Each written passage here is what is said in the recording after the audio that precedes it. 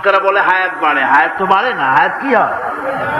জন্মের পরের থেকে আমার জন্য রিজার্ভ আছে যতটুকু, 50 বছর বাঁচবো, 60 বছর বাঁচবো, যতটুকু হায়াত আমার জন্য নির্ধারিত করা আছে, নির্ধারণ করা আছে, প্রতিদিন একদিন করে কমে যেতেছে।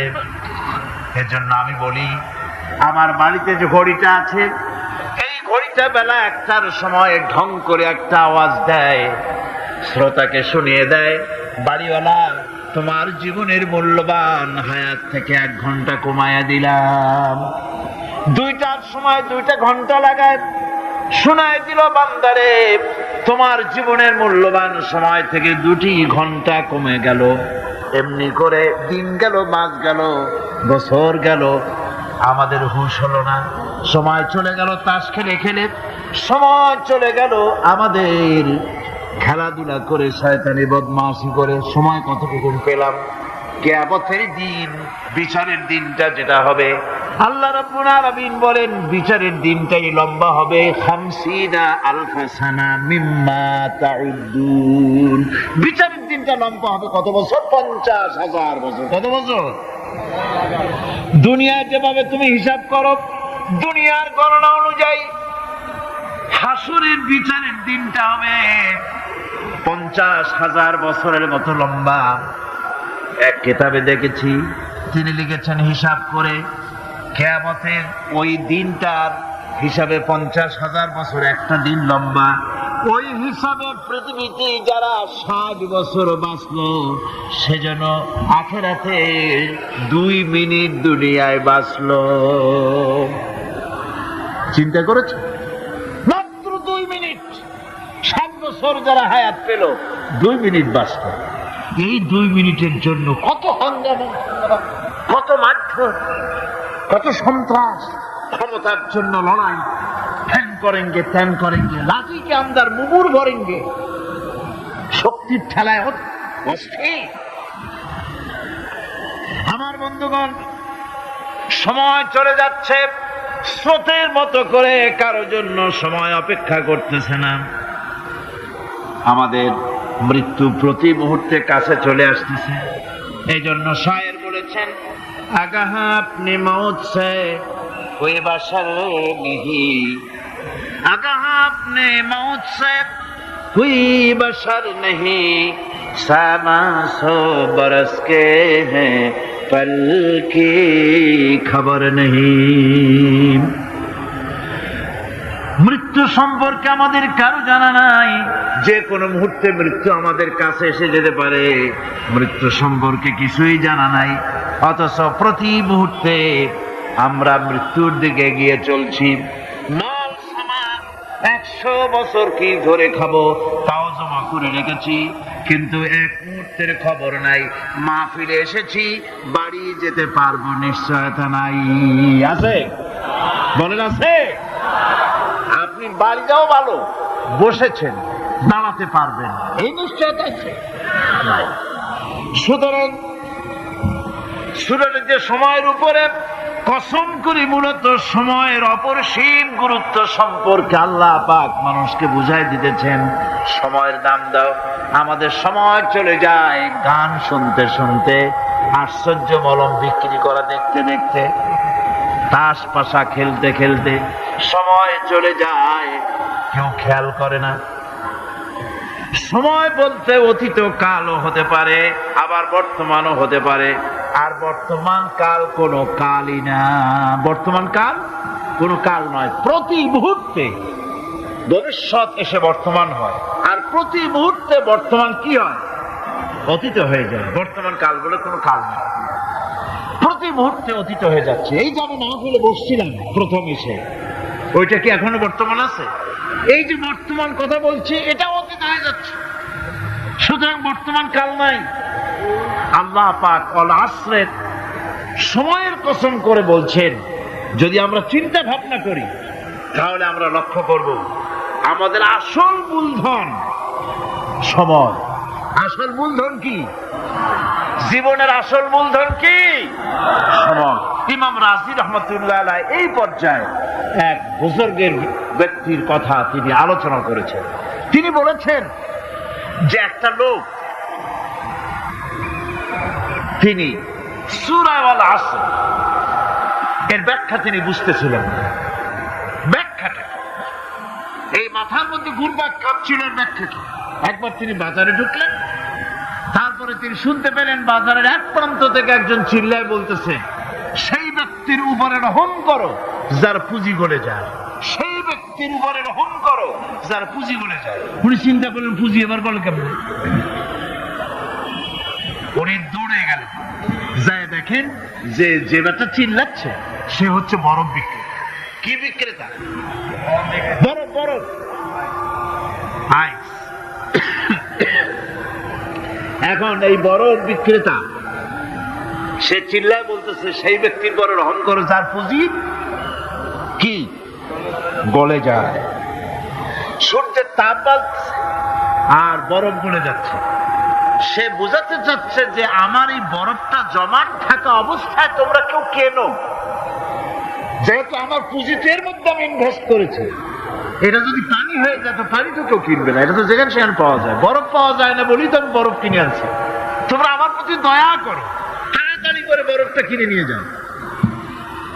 ইমাম রাজি রাহমাতুল্লাহ আলাইহি বলেন, বুজুর্গ ব্যক্তি চিৎকার মেরে বললেন, আল্লাহু আকবার। আমি কিন্তু এই বরফ বিক্রেতার ঘোষণার মধ্য দিয়ে সূরা আল আসরের তাফসীর আমি বুঝে ফেলেছি।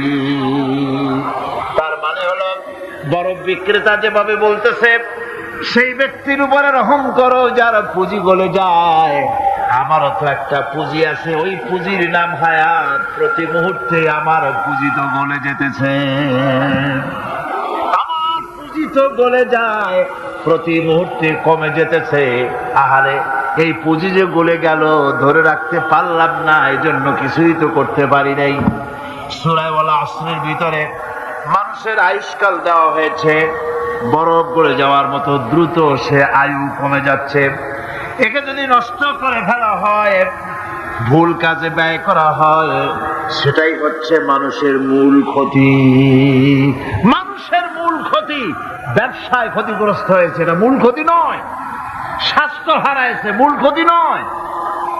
রাজনীতিতে ব্যর্থ হয়েছে, মূল ক্ষতি নয়। জীবনে মন্ত্রিত্ব হারাইছে, মূল ক্ষতি নয়। মূল ক্ষতি প্রতি মুহূর্তে সময় নষ্ট হচ্ছে, এটাই মূল ক্ষতি। ভাইরা, কিয়ামতের দিন জান্নাতীদের কোনো দুঃখ থাকবে না, সকলের দুঃখ থাকবে। জান্নাতীদের কোনো দুঃখ থাকবে না?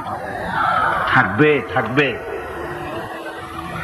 জান্নাতীদের মনের মধ্যে একটা দুঃখই থাকবে। ভালো করে শুনুন, জান্নাতীদের মনের মধ্যে একটা দুঃখই হবে। তারা মনে মনে চিন্তা করবেন, আফসোস করবেন, আহারে যদি দুনিয়ায় বসে অমুক সময় বাসে বসেছিলাম, আজে বাজে চিন্তা করেছি, বাড়ির ড্রয়িং রুমে একা একা বসে বসে আজে বাজে চিন্তা করেছি, অমুক অমুক সময় খেলাধুলায় কাটাইছি।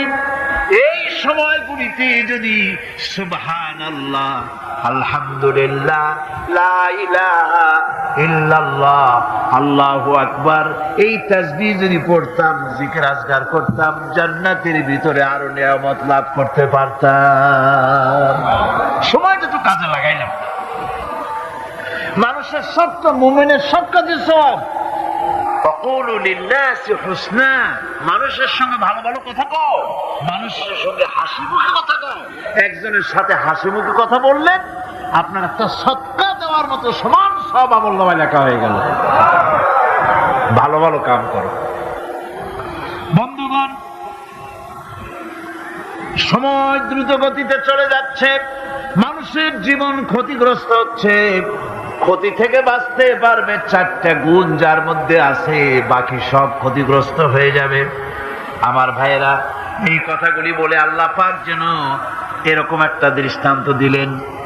আপনি যদি পরীক্ষার হলে গিয়া দেখেন, ছাত্ররা পরীক্ষা দিতেছে, পরীক্ষার জন্য নির্ধারিত সময় কতটুকুন?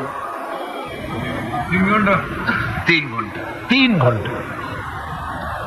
আপনি গিয়ে দেখলেন কোন একজন পরীক্ষার্থী পরীক্ষা দিতে গিয়ে আর একদিকে তাকায় আছে, আকাশের তারা গুনতেছে, অথবা সে গল্প করতেছে, অথবা পরীক্ষা বাদ দিয়ে আজে বাজে কিছু লিখতেছে। আপনি যেমন তাকে, ওই ছেলেটাকে আনবো না, গাফেল ছেলেটাকে ঘড়ির দিকে তাকায় বলেন, এই ছেলে ওই ঘড়ির দিকে তাকাও, দেখো তোমার সময় কিন্তু চলে যেতেছে, মাত্র 1 ঘন্টা আর তুমি সময় নষ্ট করতেছো। আল্লাহ যেন স্নেহ পরবশে তামাম পৃথিবীর গোলামদেরকে, বান্দাদেরকে আঙ্গুল নির্দেশনা দিয়ে বলছেন, বান্দারা প্রতি মুহূর্তে তোর জীবনের মূল্যবান সময় চলে যেতেছে, প্রতি মুহূর্তে সময় যাচ্ছে। আল ইনসান, ইনসান বলতে শুধু মুসলমান না, ইনসান বলতে কি মুসলমান শুধু না, আল ইনসান মানব মণ্ডলী, বিশ্বের সমস্ত মানুষকে আল্লাহ বলছেন, হিন্দু, খ্রিস্টান, বৌদ্ধ, নাসারা, ইহুদি, মজুসি, মুসলমান, বিশ্বের সব মানুষকে আল্লাহ বলছেন, যেহেতু আল্লাহ স্রষ্টা, মানুষের ব্যাপারে সার্বিক কল্যাণময় কথা কে বলতে পারেন? কে বলতে পারেন? সে আল্লাহ রাব্বুল আলামিন বলছেন, সময় চলে যাচ্ছে, ও পৃথিবীর মানুষেরা, এই মানুষ বলতে আল্লাহ রাব্বুল আলামিন কোন ব্যক্তি, কোন গোষ্ঠী, কোন জাতিকে বলেন নাই, বলেছেন সমগ্র মানবতাকে। এর অর্থ হচ্ছে সূরাটিতে উল্লেখ্য 4টি গুণ যদি আমল করতে পারে লোকেরা, যেই ব্যক্তি করবে, যেই সমাজ করবে, যেই রাষ্ট্র করবে, যেই গোষ্ঠী করবে, যেই জাতি করবে, তারাই ক্ষতি থেকে বেঁচে যাবে, আর যারা করবে না তারা ক্ষতিগ্রস্ত হবে। কি হবে বলুন? এখন আল্লাহ পাকের কথা শুনুন, আল্লাহ পাক বলছেন, ওয়াল আসরি ইন্নাল ইনসানা লাফি খুসরিন।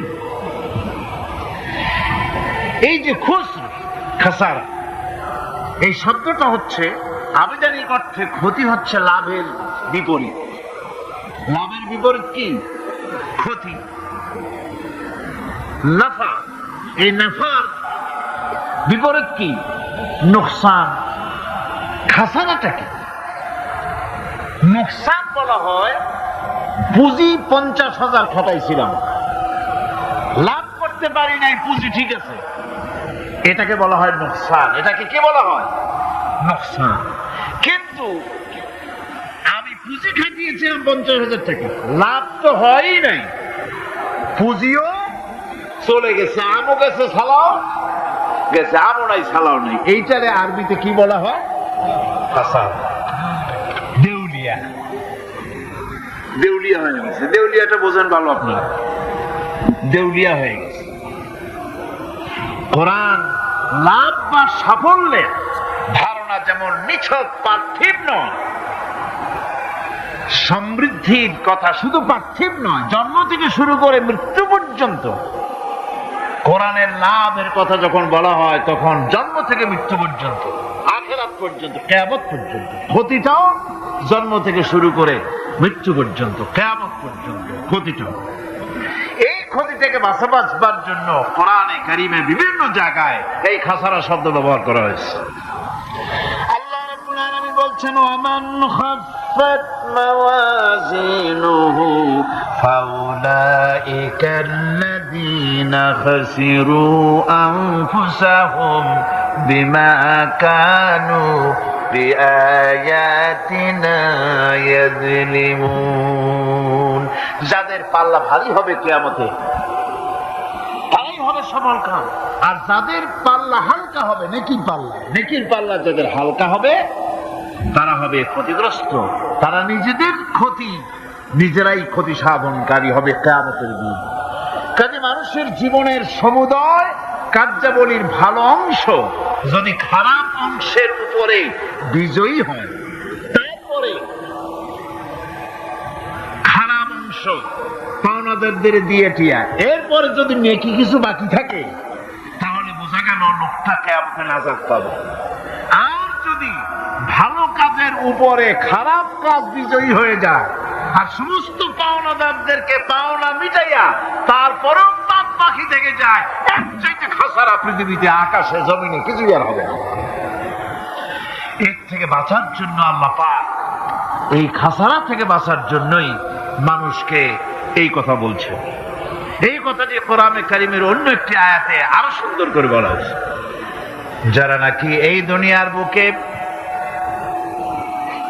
যারা নিজেদের পুঁজি খাটাইছে, জীবনের পুঁজি সুদ কামাইতে খাটালো, জীবনের পুঁজি খাটালো হারাম কামাইয়ের ভিতরে, অন্যায় কাজের ভিতরে, যারা জীবনের পুঁজিকে আল্লাহর দ্বীনের কাজে লাগাতে পারে নাই, তাদের সম্পর্কে বলা হচ্ছে খাসিরাদ দুনিয়া ওয়াল আখিরাতা যালিকা হুয়াল খুসরানুল মুবিন। খাসিরাদ দুনিয়া ওয়াল আখিরাত, দুনিয়াও ক্ষতিগ্রস্ত, আখিরাতেও ক্ষতিগ্রস্ত।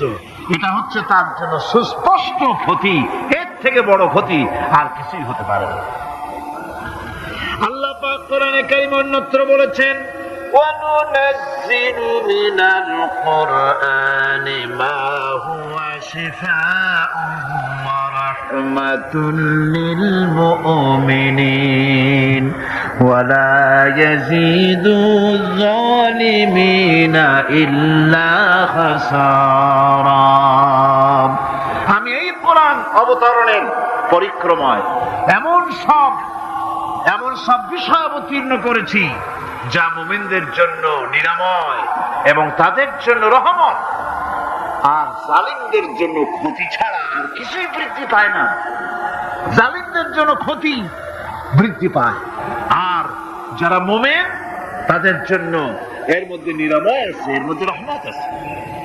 অর্থাৎ যারা এই কোরআনকে যারা নিজেদের আইনের কিতাব হিসেবে গ্রহণ করেছে, কোরআনকে তাবিজের কিতাব হিসেবে নয়, ধর্মীয় কিতাব হিসেবে নয়, কোরআন সংবিধান। কোরআন কি? কোরআনকে যারা সংবিধান হিসেবে মেনে নিয়েছে, কোরআনকে যারা সংবিধান হিসেবে গ্রহণ করলো, ব্যক্তি, পরিবার, সমাজ, রাষ্ট্রে, তাদের যাবতীয় মানসিক, বুদ্ধিবৃত্তিক, নৈতিক, তামাদ্দুনিক রোগের নিরাময় হবে, এর দ্বারা শান্তি হবে। কিন্তু যেসব জালিম এই কোরআনকে প্রত্যাখ্যান করেছি, কোরআনকে যারা মৌলবাদীদের কিতাব বলে, কোরআনের কথা বললে মৌলবাদ বলে গাল দেয়, তারা তাদের কপালকে পোড়াইয়া ছাই বানাইয়া দিছে, তাদের কপাল ভস্মীভূত করে দিয়েছে। আমার দেশে, এই দেশটা কি মুসলমান বেশি না অন্য জাতি বেশি? কোন জোরে কোন? মুসলমান সবচেয়ে, খুব লক্ষ্য করে শোনেন, এই দেশে সবচেয়ে মুসলমান বেশি, ইন্দোনেশিয়ার পরে। পৃথিবীর দ্বিতীয় বৃহত্তম মুসলিম দেশ হলো কোনটা? বাংলাদেশ। এই দেশে ইসলামরে যত গালি দেওয়া হয়েছে, কোরআনকে যত গালি দেওয়া হয়েছে, আলেমদেরকে যত গালি দেওয়া হয়েছে, রাসূলুল্লাহকে যত গালি দেওয়া হয়েছে, ইসলামী আদর্শকে যত গালি দেওয়া হয়েছে, পৃথিবীতে কোন দেশে এইভাবে ইসলামকে গালি দেওয়া কোথাও হয় না। এমনকি আমেরিকার মতো দেশে, ইংল্যান্ডের মতো দেশেও কোরআনের বিরুদ্ধে এত কথা কেউ বলতে সাহস পাবে না, ইসলামের বিরুদ্ধে কথা বলতে সাহস পাবে না, যেহেতু মুসলমানেরা সেখানে পাল্টা আক্রমণ করবে। আজ আমার দেশে মুসলমানের ঘরের সন্তান হইয়া ইসলামের বিরুদ্ধে তারা বক্তব্য রাখে। মৌলবাদ জিকির উঠে গেছে।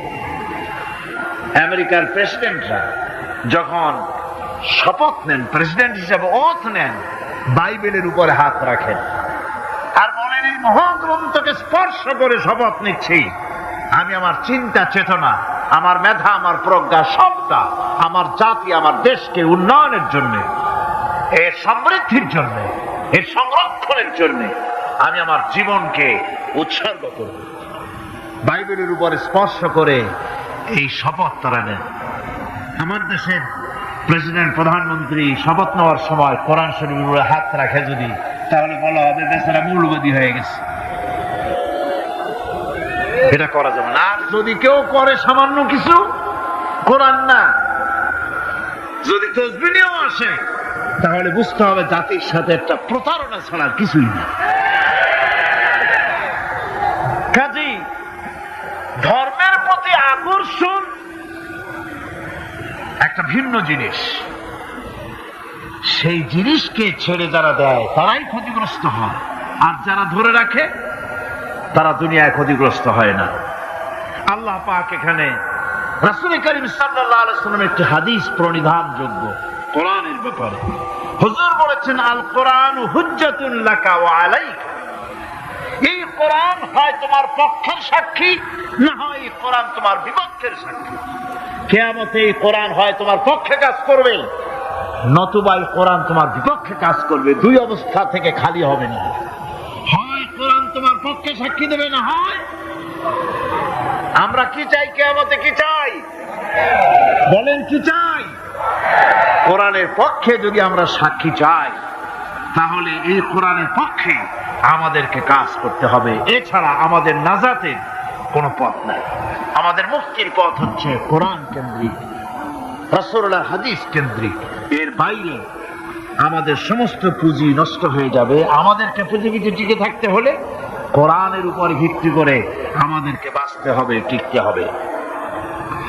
কোরআনে কারিমে আল্লাহ রাব্বুল আলামিন অন্যত্র বলেছেন, قل إن الخاسرين الذين خسروا أنفسهم وأهليهم يوم القيامة ألا ذلك هو الخسران المبين। বলো, প্রকৃত দেউলিয়া তারাই যারা কিয়ামতের দিন নিজেকে, নিজের পরিবার পরিবর্গকে এই ক্ষতির দিকে যারা ঠেলে দেবে। ভালো করে শুনে নাও, এটি হচ্ছে সুস্পষ্ট ক্ষতি, সুস্পষ্ট দেউলিয়াপনা। এই ক্ষতি থেকে বাঁচার জন্য আল্লাহ রাব্বুল আলামিন কোরআনে কারীমের মধ্যে বলেছেন, ওয়াল আসরি ইন্নাল ইনসানা লাফি খুসর। পড়েন সবাই, ওয়াল আসরি ইন্নাল ইনসানা লাফি খুসর। মানুষের, সমগ্র মানুষের জীবন ক্ষতিগ্রস্ত। কে বলতেছেন? ঘাস শিউরে ওঠার কথা না? ঘাস শিউরে ওঠে? আল্লাহ বলতেছেন ক্ষতিগ্রস্ত, ব্যর্থ। আপনি যতই মনে করেন আপনার মিল আছে, কল আছে, কারখানা আছে, মন্ত্রী, টাকা পয়সা আছে, প্রেসিডেন্ট হয়েছেন, প্রধানমন্ত্রী হয়েছেন, আপনার জীবন সফল হয়েছে, আল্লাহ বলেন না, জীবন ব্যর্থ, জীবন বিফল, জীবন ক্ষতিগ্রস্ত। তাম পৃথিবীর সমস্ত মানুষ ক্ষতিগ্রস্ত, ব্যর্থ। 4টা কাজ করলে সফল হবে। কয়টা কাজ? জোরে বলেন, কয়টা কাজ? ইল্লাল্লাযীনা আমানু ওয়া আমিলুস সালিহাতি ওয়া তাওয়াসাউ বিল হাক্কি ওয়া তাওয়াসাউ বিস সাবর। 4টা কাজ করলে জীবন হবে সফল। এই ব্যর্থতা থেকে, এই ক্ষতি থেকে যদি বাঁচতে চাই, বাঁচতে চাই কিনা? কারা কারা চাই? দেখাই তো হাত। কারা কারা চাই?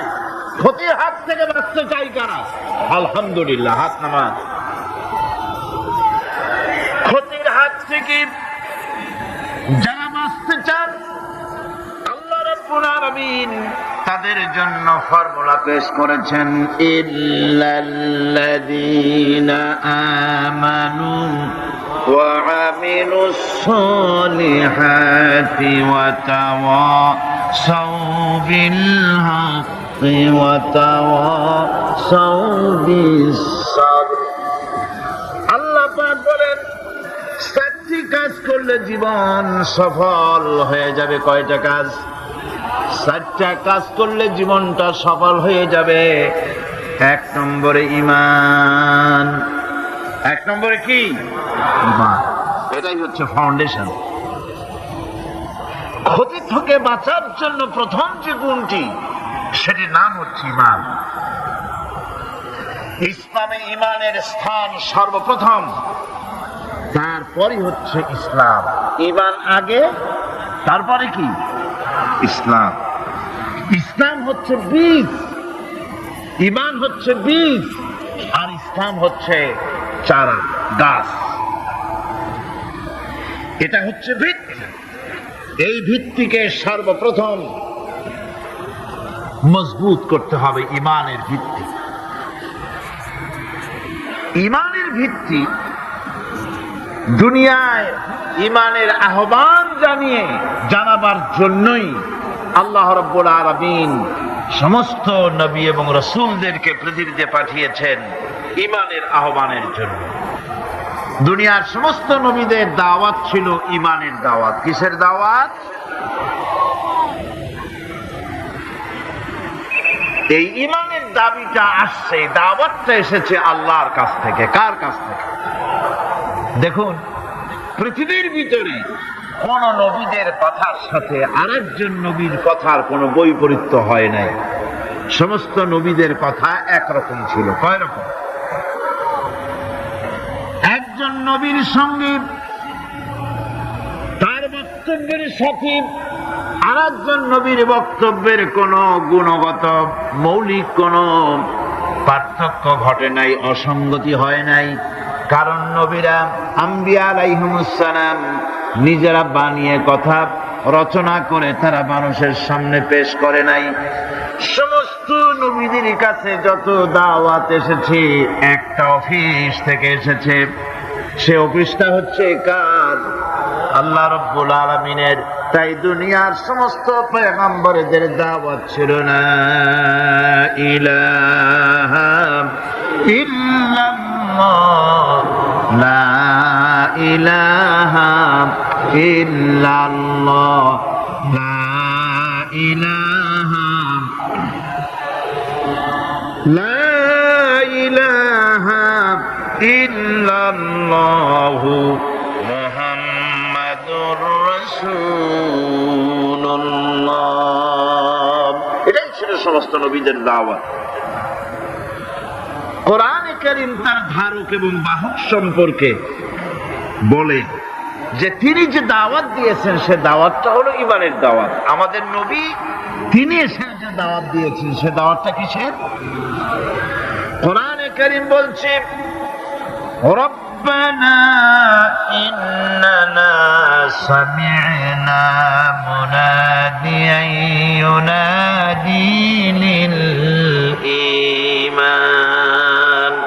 হে আমাদের রব, নিশ্চয়ই আমরা এমন একজন আহ্বায়কের আহ্বান শুনেছি যিনি আমাদেরকে ইমানের দাওয়াত দিয়েছেন। এমন কোন পয়গম্বর নাই দুনিয়ায় যিনি ইমানের দাওয়াত দেন নাই। সকলেই ইমানের দাওয়াত মানুষের সামনে, বিশ্ববাসীর সামনে পেশ করেছেন। কোরআনে হাকিম স্পষ্ট একটা সীমারেখা দুনিয়ার মানুষের সামনে পেশ করে পৃথিবীর মানুষগুলিকে দুটি শ্রেণীতে বিভক্ত করে দিয়েছে। একটি হচ্ছে ঈমান পোষণকারী, আর একটি হচ্ছে অবিশ্বাসী। একটা ঈমান পোষণকারী আর একটা অবিশ্বাসী। ঈমান পোষণকারীরা সত্যশ্রয়ী, তারা হচ্ছে জ্ঞান এবং নূরের সম্পদে সমৃদ্ধ।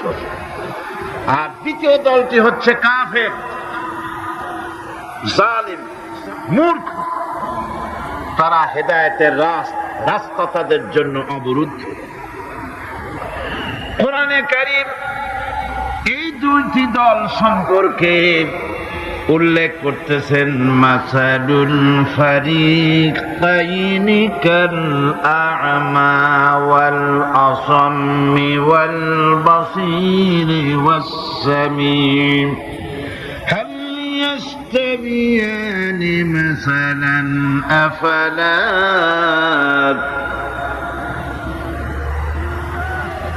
কোরআন শরীফ বলছে হাল ইয়াস্তাবিয়ানি মাসালান আফালা তাযাক্কারুন।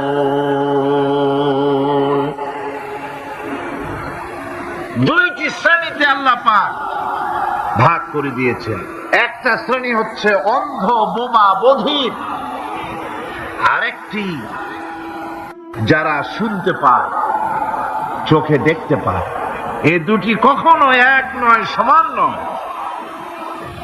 এ দুটির রাস্তা আলাদা।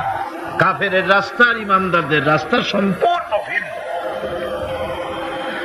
আল্লাহ রাব্বুল আলামিন ঈমান এবং কুফরের পার্থক্য বলে দেওয়ার জন্য গোটা মানব জাতির মধ্যে স্পষ্ট করে বলেছেন, লা ইকরাহা ফিদ-দীন ক্বাদ তাবায়্যানার রুশদু মিনাল গায়্। দ্বীনের ব্যাপারে জোর জবরদস্তি নেই।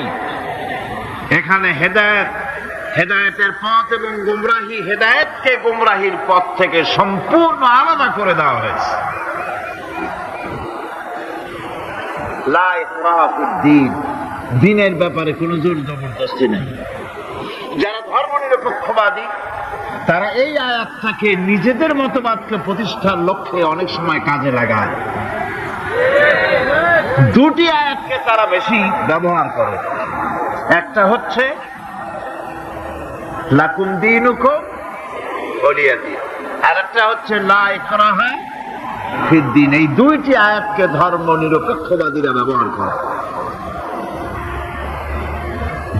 এই দুটির কোনটি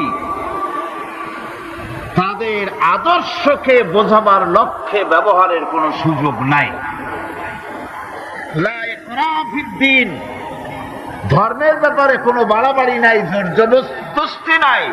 এ কথা বলা হয়েছে এই কারণে যে কোন বিধর্মীকে, অমুসলিমকে ভয় দেখিয়ে, লোভ দেখিয়ে অথবা কোন ক্রমে কোন প্রকার চাপ সৃষ্টি করে তাকে মুসলমান বানানো যাবে না।